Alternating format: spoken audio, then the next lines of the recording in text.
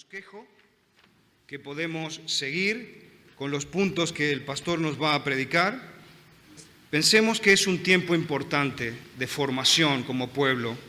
Ahora el Señor ha puesto en el corazón de Manuel que nos va a enseñar sobre los oficios de Cristo. Los oficios de Cristo para un discípulo de Cristo son fundamentales. Así que estemos atentos a lo que el Señor nos va a decir a través de Manuel. Manuel.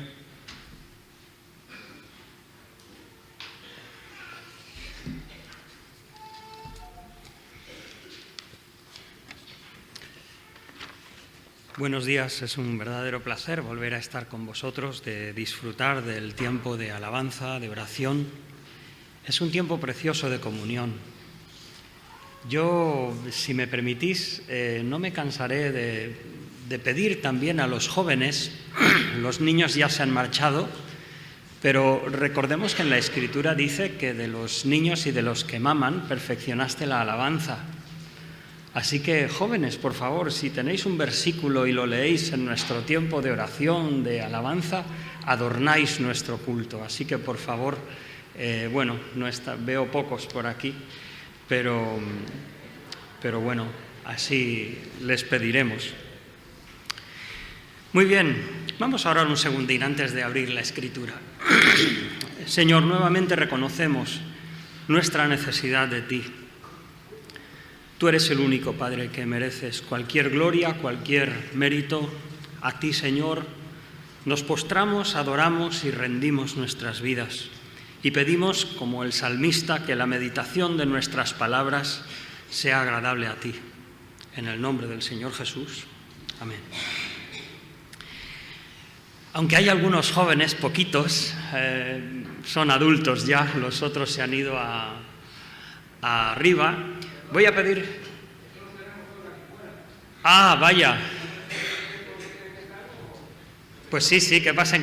Tengo una pregunta muy importante que hacerles.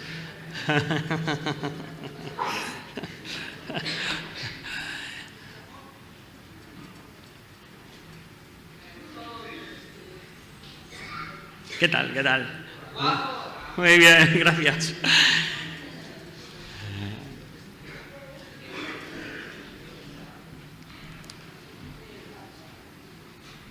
Estupendo. Estaba diciendo antes que eso, si alguna vez tenéis un versículo o algo de la Escritura en nuestro tiempo de alabanza, será una bendición. Pero tenía una pregunta esta mañana antes de comenzar el culto. Voy a quitar este de aquí, porque no veo algunos. Pero sé que las redes sociales son muy amplias, pero he dicho que quería preguntar a los jóvenes algo, porque ¿alguien conoce? Esto casi es una pregunta de examen para nota. ¿Alguien sabe quién es Louis Bolin? ¿No? Louis Bolin le llaman como un artista, pero con él quisiera introducir el mensaje en esta mañana. Yo no estoy seguro que él sea tanto el artista, sino más bien aquellos que le ayudan. Y voy a pedir a Antonio si por favor nos puedes mostrar un vídeo, son 1 minuto 11 segundos. No, ese no es el principio, por favor, si puedes ir al principio, Antonio. Eso es. Exacto. ¿No puedes ir al principio, por favor? Ahí está. Fíjense bien en este hombre porque cuando terminen de pintarle, quizás les cueste encontrarlo. La mayor ambición de Louis Bolin es pasar completamente inadvertido en sus propias obras. Las creaciones de este hombre invisible provocan la curiosidad de los transeúntes que no pueden creer que dentro de un grafiti en plena calle haya una persona real. Oculto en la rueda de un tractor, en la de un tren o en mitad de una autovía, Liu lleva la técnica del body painting hasta el extremo. Buen ejemplo de ello es este. Tan logrado está que un cliente bien podría echarle mano a su bolsillo antes que coger una revista. Aunque si le quitan el dinero, podría ocupar gratis una butaca de cualquier teatro. Igual que posar para una foto en lo más alto del Duomo de Milán sin que nadie le vea. Hacerlo desaparecer a golpe de pincel no es fácil. Sus ayudantes dedicaron muchas horas y pintura para que Liu formara parte del paisaje veneciano. Visto el resultado, no sabemos si el artista es él o los que lo pintan.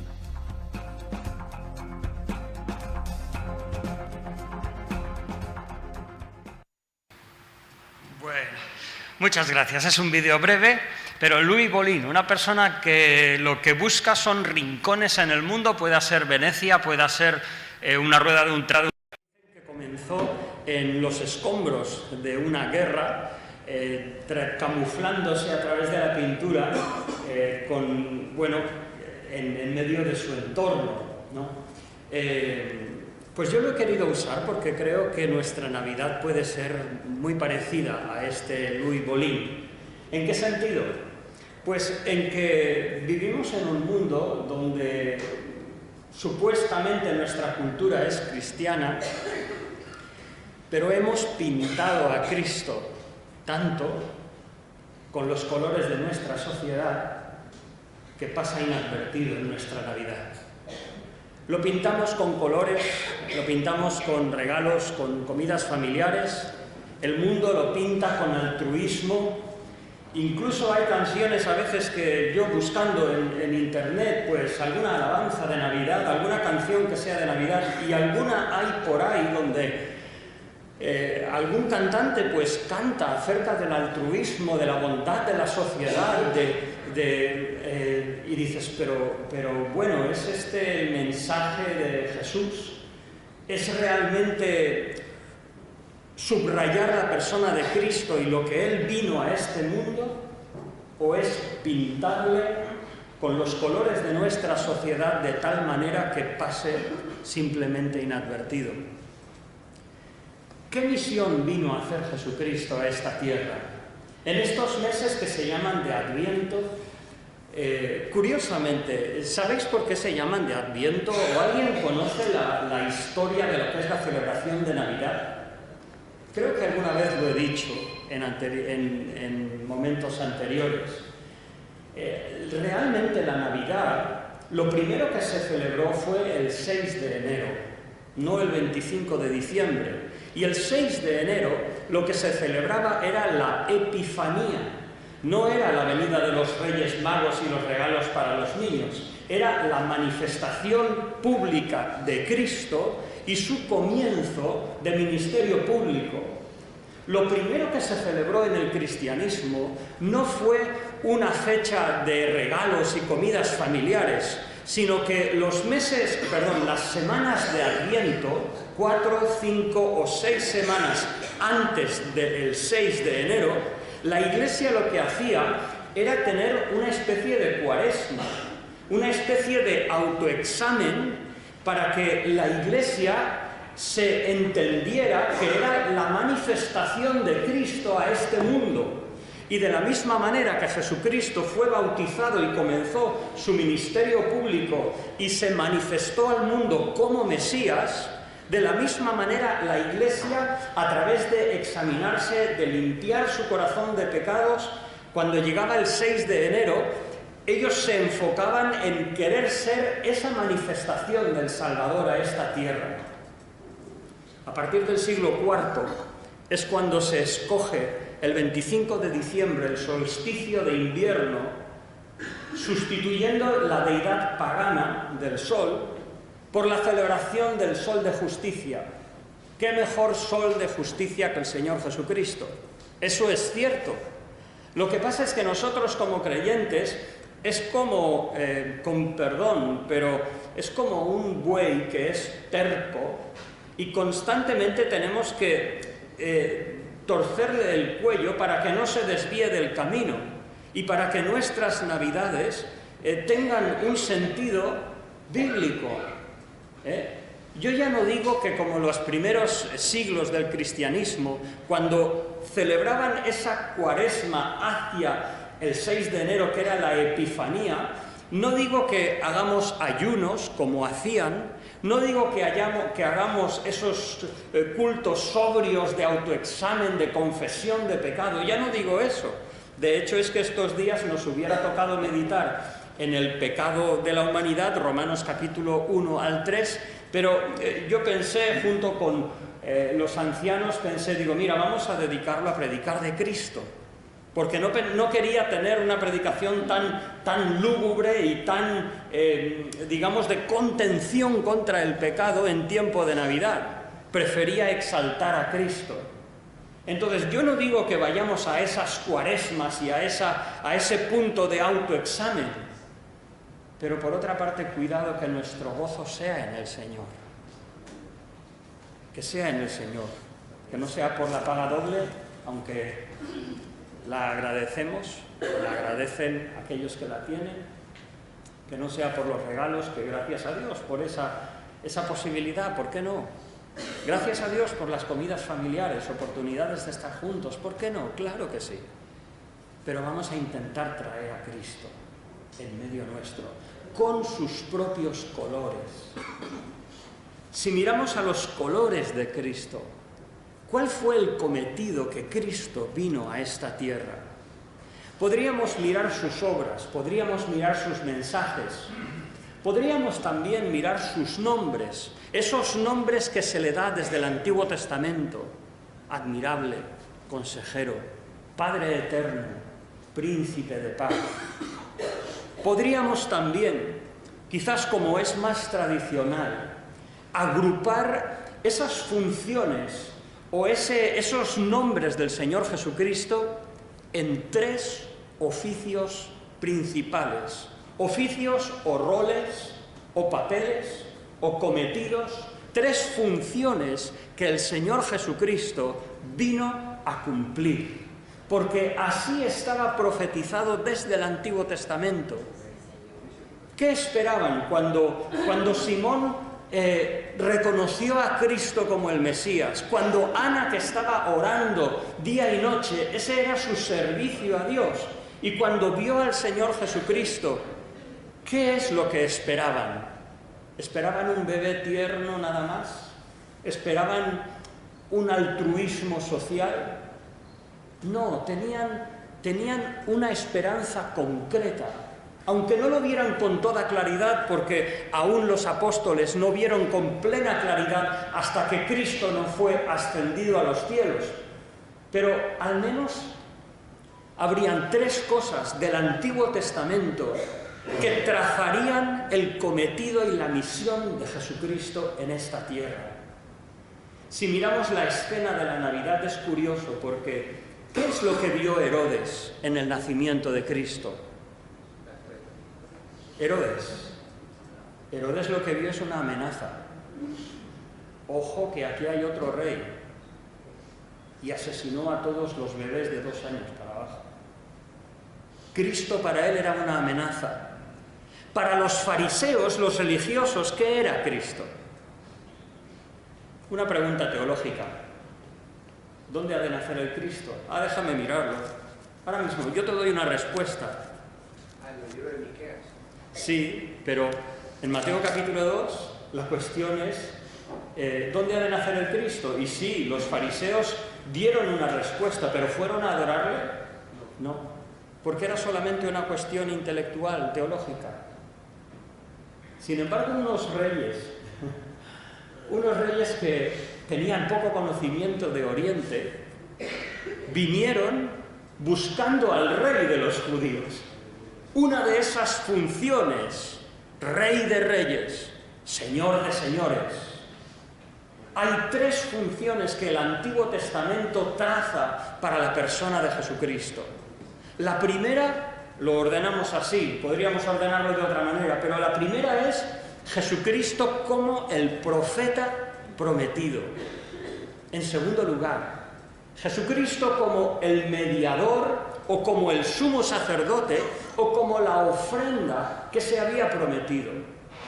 Y en tercer lugar, como hemos dicho, Jesucristo como Rey de Reyes y Señor de Señores. Entonces, en este mes de diciembre me gustaría que tratáramos estos 3 temas para que en nuestras mesas de Navidad estuviera Jesús y con sus propios colores. Leo la Escritura en Deuteronomio capítulo 18 y versículos del 15 al 19, donde la Escritura dice: Yahvé, tu Dios, te levantará un profeta de tus hermanos como yo, a él escucharéis. Conforme a todo lo que pediste a Yahvé tu Dios en Horeb el día de la asamblea, diciendo: no vuelva yo a escuchar la voz de Yahvé, mi Dios, ni vea yo más este gran fuego, para que no muera. Y me dijo Yahvé, esto es, Dios dijo a Moisés, bien está lo que han hablado. Les levantaré un profeta de en medio de sus hermanos, como tú, y pondré mis palabras en su boca, y él les hablará lo que yo le ordene. Y cualquier hombre que no obedezca lo que el profeta hable en mi nombre, yo me vengaré de él. Esto es una traducción muy literal, o decir, vendrá a cuentas conmigo, o yo ejerceré mi justicia sobre él. Me gustaría leer también en el libro de Mateo capítulo 11, cuando el Señor dice, Mateo capítulo 11, versículo 25, en el versículo 25, en aquella ocasión Jesús tomó la palabra y dijo, te alabo, Padre, Señor del cielo y de la tierra, porque escondiste estas cosas de sabios y entendidos y las revelaste a los niños. Sí, Padre, porque así te agradó. Y recordando ahora las palabras de Moisés, un profeta como él levantaría, fíjate en estas palabras, todas las cosas me fueron entregadas por mi Padre. Nadie conoce al Hijo sino el Padre, y nadie conoce al Padre sino el Hijo, y aquel a quien el Hijo lo quiera revelar. Dice también en el libro de los Hechos, capítulo 3, versículos 22 al 26. Este es el apóstol Pedro recordando las palabras de Moisés y confirmando que en el Señor Jesucristo se habían cumplido. Hechos capítulo 3, versículo 22, dice, porque Moisés en verdad dijo, el Señor vuestro Dios os levantará un profeta de entre vuestros hermanos como yo. A él oiréis en todas las cosas que os hable. Y sucederá que toda alma que no escuche a aquel profeta será desarraigada del pueblo. Y asimismo todos los profetas que han hablado desde Samuel en adelante también anunciaron estos días. Vosotros sois los hijos de los profetas y del pacto que Dios pactó con nuestros padres al decir a Abraham, en tu simiente serán benditas todas las familias de la tierra. Y dice, cuando Dios resucitó a su siervo, lo envió primeramente a vosotros, bendiciéndoos al apartar a cada uno de sus maldades. Un último capítulo me gustaría, no entero capítulo, sino un par de versículos me gustaría leer en Hebreos capítulo 1, versículos 1 y 2, subrayando este aspecto de Jesucristo como el profeta. Dice así, habiendo Dios hablado en el tiempo antiguo, muchas veces y de muchas maneras, a los padres por los profetas, en estos postreros días nos ha hablado por medio del Hijo, a quien constituyó heredero de todas las cosas, por el cual hizo también los siglos, quien siendo el resplandor de su gloria y la misma imagen de su ser o su esencia, quien sustenta todas las cosas con la palabra de su poder, habiendo efectuado la purificación de los pecados, se sentó a la diestra de la majestad en las alturas. Estos versículos lo que nos enseñan es ese papel del Señor Jesucristo. Me gustaría tratar tres cosas brevemente. En primer lugar, el Señor Jesucristo como el emblema de lo que es un profeta o la profecía. Alguien se pregunta, el otro día alguien decía, Manuel, ¿qué es eso del don de profecía? Queremos saber cuál es la máxima expresión de la profecía en la Escritura. Mira a Cristo. ¿Queremos saber cuál es el mayor profeta? Mira a Cristo. Él es el profeta. En segundo lugar, lo que queremos ver es el contenido de ese mensaje. Si Cristo vino a compartir un mensaje, ¿Cuál fue ese contenido? Y por último, lo que queremos mirar es la seriedad de ese mensaje. Fijaos que todos estaríamos de acuerdo en lo que he dicho al principio, que no queremos pintar a Jesús con los colores de nuestra sociedad para que pase inadvertido, sino queremos que brille con sus propios colores.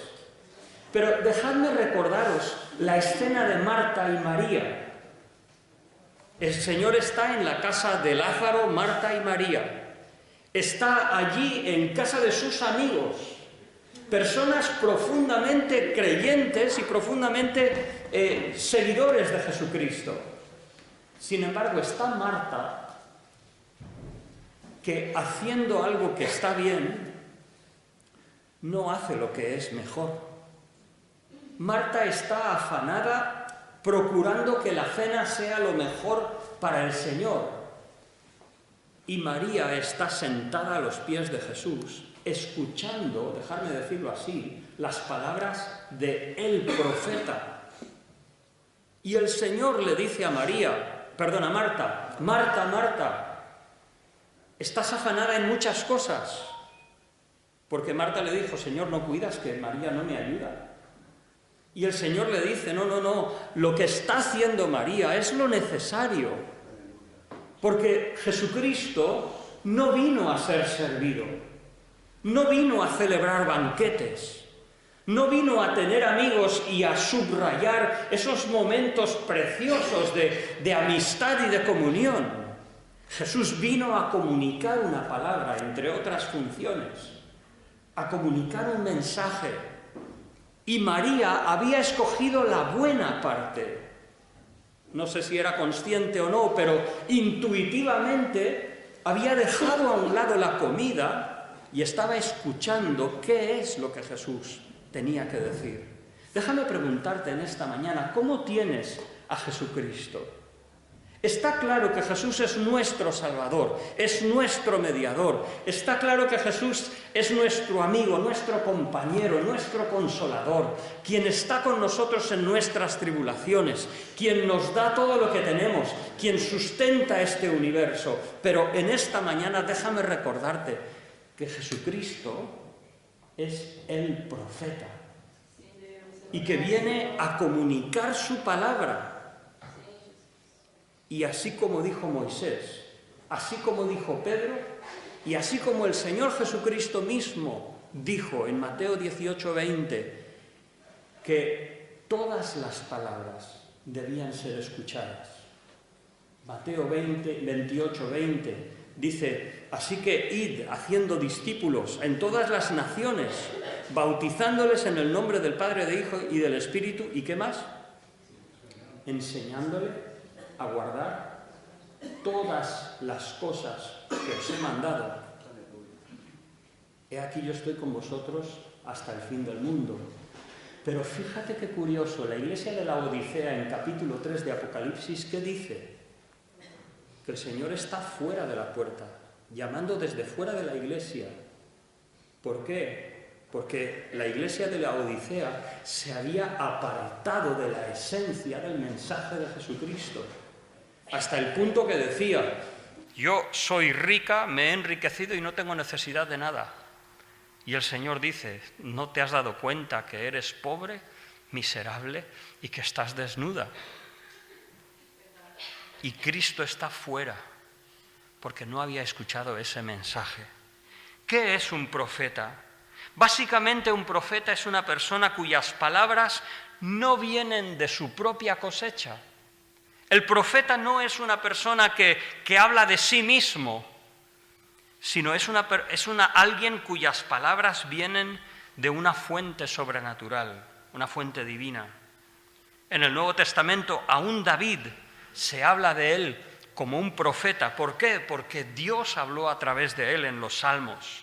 Los profetas hablaban siendo compelidos.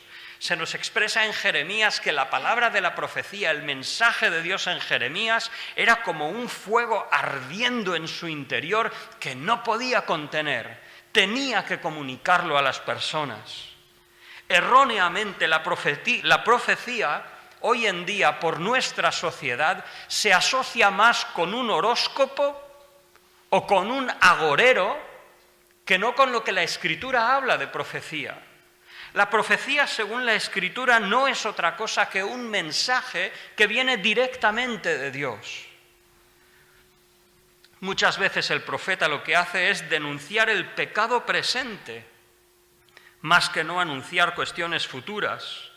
La palabra del profeta es una revelación de Dios y a veces se refiere al pasado, cómo Dios ha visto el pasado o cómo Dios obra en el presente, o claro que sí, si no obedecemos al Señor o si le obedecemos, ¿qué es lo que Dios hará en un futuro? La palabra del profeta es una revelación de Dios, como decimos. Existe un propósito para el anuncio, si es que hay algo por venir. No es mera curiosidad. El profeta expresa la voluntad de Dios. Su propósito siempre es la supremacía de Dios. Cuando hablamos en el Nuevo Testamento de profecía, es cierto que también existe predicción de cuestiones futuras, pero es excepcional e igualmente tiene un propósito. La profecía, según 1 Corintios 14, es la exposición del mensaje de Dios, de forma que es efectivo ese mensaje tanto en personas que no conocen al Señor como en creyentes. 1 Corintios 14, cuando habla de la preeminencia de la profecía en la reunión del pueblo de Dios, tiene dos propósitos claros. En primer lugar, a la persona que no es creyente le convence de pecado. La profecía es una confrontación con el pecado. La profecía es una declaración de quién es Dios y dónde está el hombre en ese momento. Y la profecía lo confronta con su propio pecado de forma que lo atrae y lo llama a la comunión con Dios. En el Nuevo Testamento la profecía convence de pecado o, en segundo lugar, como dice 1 Corintios 14, edifica.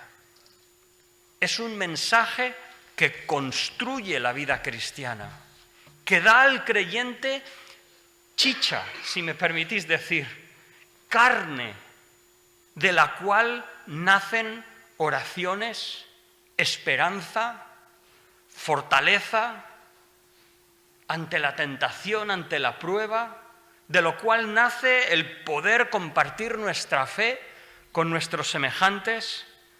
La profecía es simplemente la declaración del mensaje de Dios. Ahora, cuando vamos al Señor Jesucristo, ¿de qué manera Jesús es un profeta? Lo hemos leído en Hebreos capítulo 1, versículos del 1 al 2. Dios, habiendo hablado muchas veces y en muchas maneras, pero esas muchas veces y muchas maneras eran incompletas. Y dice, ahora, en la consumación del tiempo, de una forma plena y completa y final, Dios nos ha hablado. ¿En qué lenguaje? En el lenguaje de su Hijo. De manera que Cristo es la plenitud de la revelación de Dios. Hay un pensamiento que me llama la atención de estos versículos, y es que Cristo está por encima de repeticiones y por encima de formas. Dios en el pasado muchas veces y de muchas maneras, pero hoy en día la palabra de Cristo es suficiente. Si hay personas que no la han escuchado, es bajo su responsabilidad, porque la palabra de Cristo, en un sentido, no necesitaría ser repetida. Es suficientemente solemne, ha sido suficientemente anunciada desde hace siglos, ha sido suficientemente testificada por circunstancias históricas a nivel mundial. La palabra de Cristo ha sido suficientemente manifestada. Tito, capítulo 1, versículos 10 al 11, o Tito, capítulo 2, porque la gracia de Dios se ha manifestado a todos los hombres, dice el apóstol Pablo a Tito. La gracia de Dios se ha manifestado, la revelación de Dios ha llegado.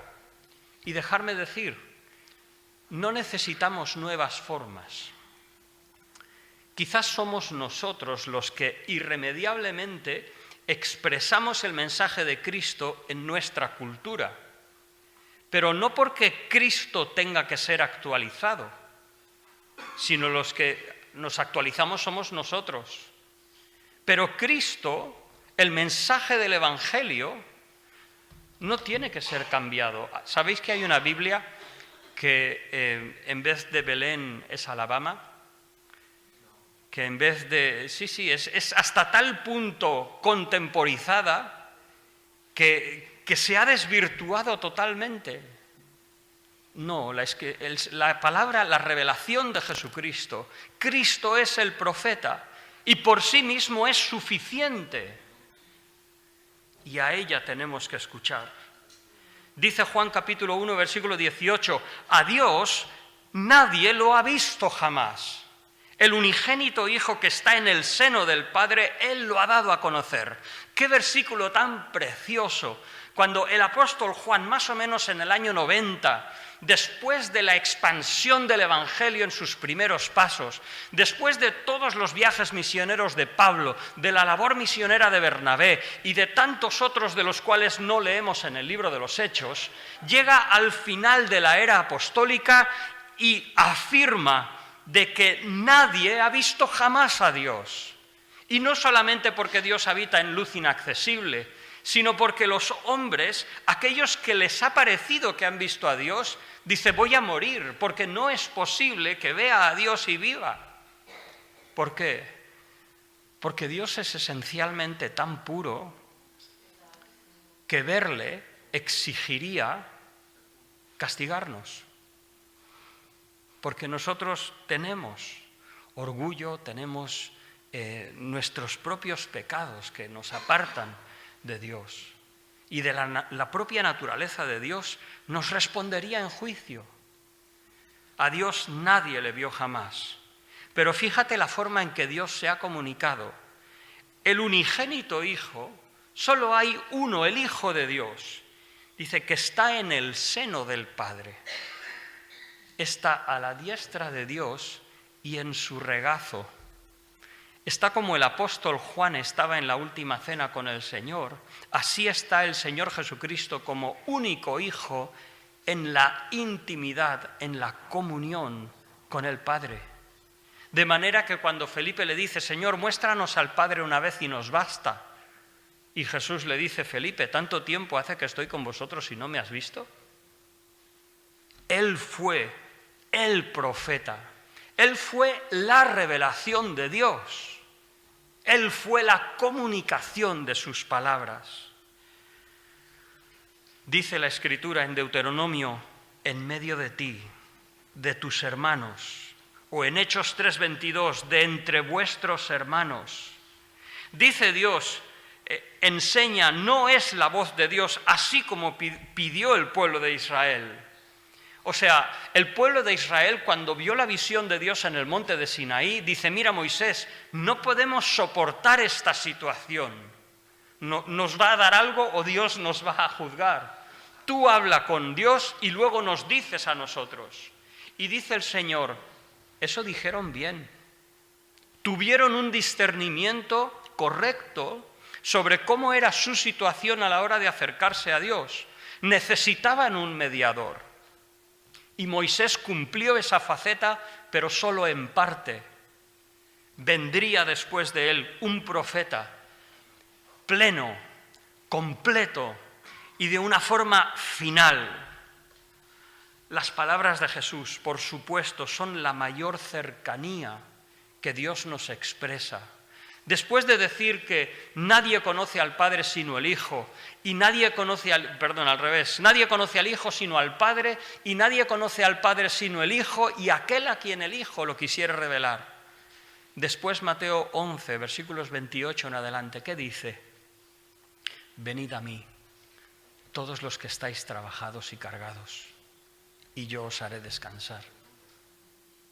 Esas palabras cercanas, hermano, son tan cercanas como arrepentíos porque el reino de Dios se ha acercado.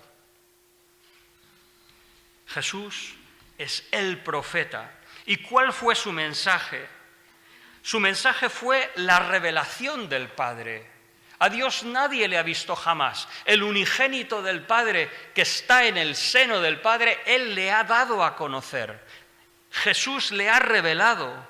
Cuando el Señor estuvo, Juan capítulo 17, dice, os llamaré amigos, porque las palabras que el Padre me dio os las he dado. Y en la oración sacerdotal de Juan capítulo 17, el Señor dice al Padre, las palabras que me diste les he dado y ellos han conocido que vengo de ti. El Señor Jesús era enviado.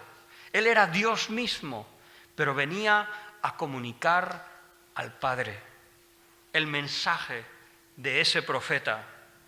Sí, Jesús expresó las palabras de amor, el amor de Dios, pero como hemos dicho, también continuó el ministerio de Juan el Bautista. Arrepentíos porque el reino de los cielos se ha acercado.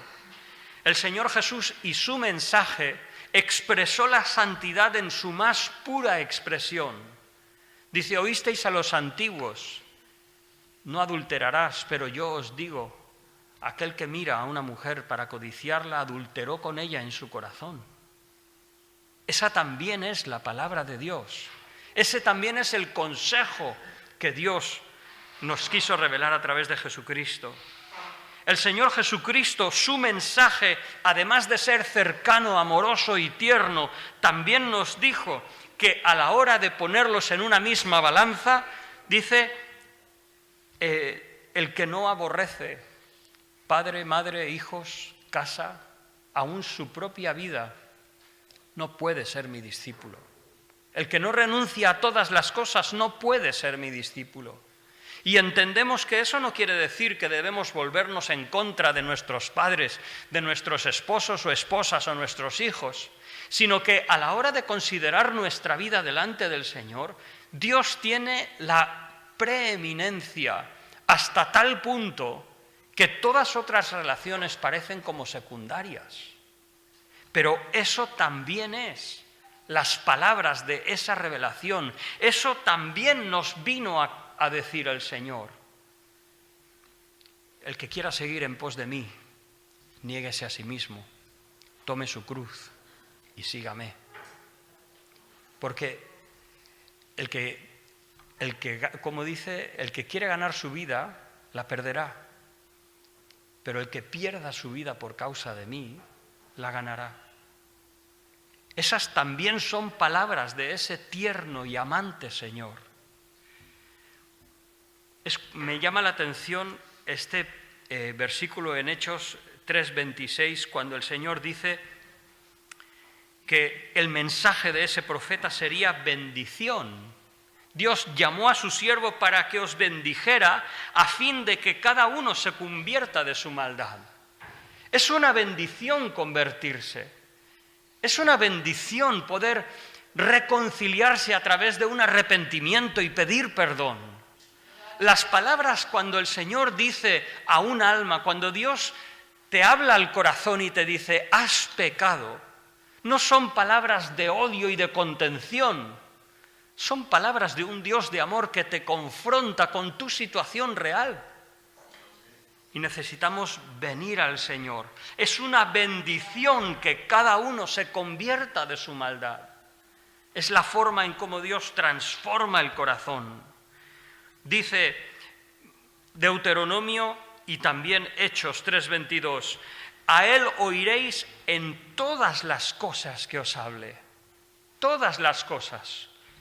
Hechos 3:22, Mateo 28:20, enseñándoles todas las cosas que os he mandado.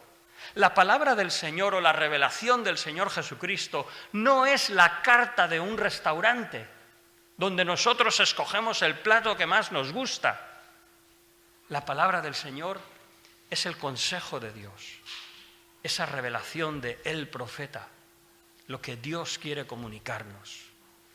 ¿Os acordáis las palabras del apóstol Pablo en ese último encuentro con ancianos queridos que había compartido con ellos años de ministerio? Y volviendo a Jerusalén se reunió con ellos en Troas y dice, limpio estoy de la sangre de todos vosotros, porque no he rehuido anunciaros públicamente y por las casas todo el consejo de Dios. ¿Qué condición de paz de un apóstol? Os he enseñado todo lo que entiendo es el consejo de Dios, sin mirar a personas, sin mirar lo que os gustaba más o lo que os gustaba menos. Os he comunicado lo que Dios quería que os comunicara. Así debemos tomar el mensaje del Señor Jesucristo. Por último, si Jesús ha hablado, como ya lo anunció Moisés en la antigüedad, quien no acate sus palabras, Dios vendrá con su justicia, vendrá a rendir cuentas. Hoy en día, ¿no es verdad, hermanos y amigos que estáis esta mañana, no es verdad que nos cuesta tanto reconocer que hemos hecho mal? Dices, no, no hay que decir, no hay que confrontar a nadie, hay que apoyar, hay que consensuar, hay que armonizar. Pues según la palabra del Señor, no. Hay ciertas cosas que si está mal, está mal. Y tienes que cambiar. Dice el Señor, el que robaba, que no robe más. ¿Hay algo más claro que eso? Sino que trabaje con sus manos para que pueda tener que ayudar al que no tiene.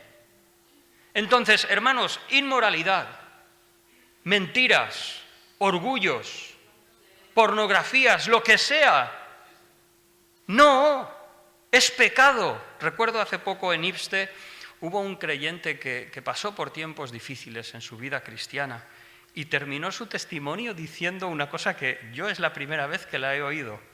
Decía, jóvenes, no pequéis. Dice, de verdad, no pequéis, no lo hagáis. De verdad, no es no.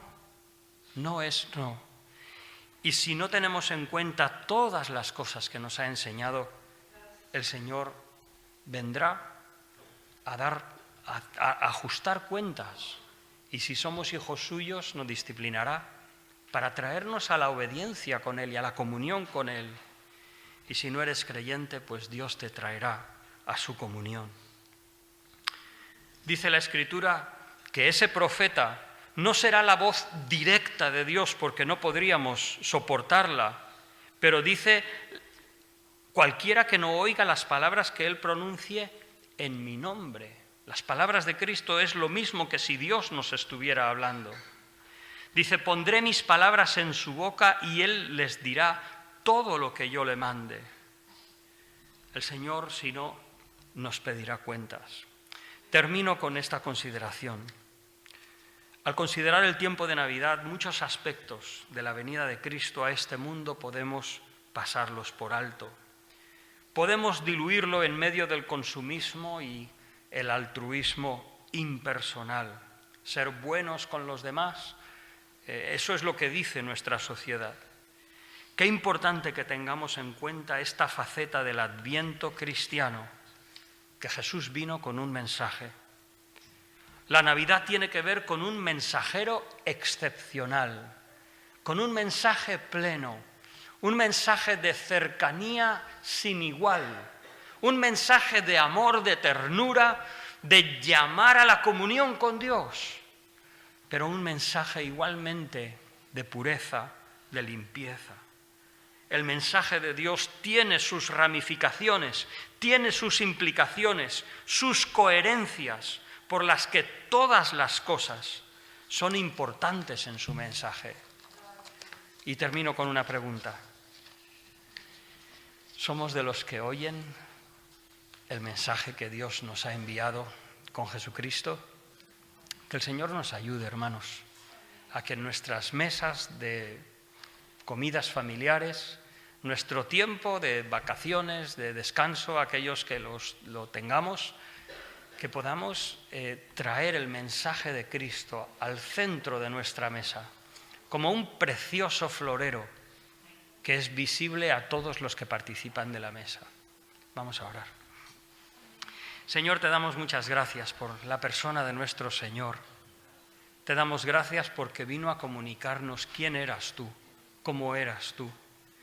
Y te damos gracias que aunque tuvo la misma claridad de la santidad, de la pureza, de la justicia, aunque Cristo habló repetidamente del infierno aún, pero te damos gracias que esas palabras no fueron de contención o de acritud, sino fueron palabras de amor y de bendición para que nos volviéramos a ti.